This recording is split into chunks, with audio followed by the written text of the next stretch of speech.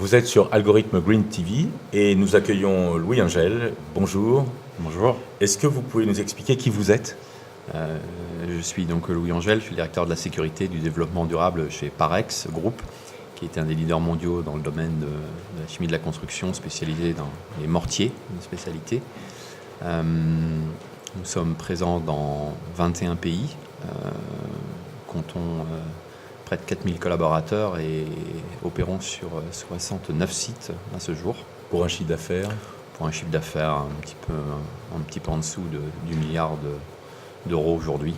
Ce qui vous donne quand même donc les moyens de faire des actions pour la RSE ou le développement durable. Ce qui nous donne les moyens de faire des actions, effectivement. Lesquelles, par exemple ? Qu'est-ce que vous faites concrètement ? Nos actions de développement durable sont très basées sur la manière d'opérer notre business au quotidien dans nos unités. On a 4 engagements en tant qu'entreprise responsable. Un engagement autour de l'innovation pour de l'innovation durable auprès de nos clients. Développer des produits et des solutions durables, développer des produits qui vont contenir moins de solvants, développer des solutions pour l'isolation thermique par l'extérieur. Un engagement pour l'environnement qui va nous pousser à réduire l'empreinte environnementale au sein de nos unités industrielles. Un engagement auprès de nos collaborateurs. L'engagement auprès de nos collaborateurs, il se décline avec un engagement sur la formation de nos collaborateurs, aussi un engagement sur la sécurité et le management de la sécurité, qui est une des valeurs clés de Parex. Oui. Et le 4e engagement est un engagement plus sociétal qui nous permet de nous développer, nos sites, de les développer au mieux à l'intérieur des communautés dans lesquelles ils opèrent. Voilà. Très bien, je crois que ce n'est pas la première fois que vous participez à ces 3D. Est-ce que vous pouvez nous expliquer les raisons de votre participation ? Comme je dis toujours, moi je suis en poste chez Parex depuis près de 3 ans maintenant, et le préalable, la première chose que j'ai faite avant de rejoindre Parex, ça a été de m'inscrire au C3D, donc au Collège des directeurs de développement durable, qui est une instance peut-être pas très connue à ce jour, mais qui permet de benchmarker, d'échanger de bonnes pratiques entre directeurs de développement durable d'entreprises très variées. Nous, on est dans le domaine de la chimie de la construction, les mortiers. Je discute régulièrement avec des collègues dans le domaine de la cosmétique, de la pharmacie, de la grande distribution. Et je crois que le développement durable, c'est vraiment un sujet où c'est la beauté du sujet. Il n'y a pas de compétition. Parce qu'on peut, on doit aller tous de l'avant.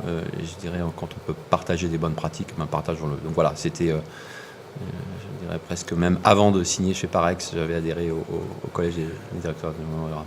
Louis, vous êtes un homme de conviction. Peut-être pour conclure, une conviction, un message. Pour post-COP21, après la COP21 de décembre 2015 à Paris, on a décidé d'aller plus loin dans notre engagement pour le climat. Et donc on a lancé notre programme climat au sein de Parex Group, qui est une fusée à 3 étages. Le premier étage de la fusée, c'est la mesure de nos émissions de gaz à effet de serre dans chacun des 21 pays où on opère.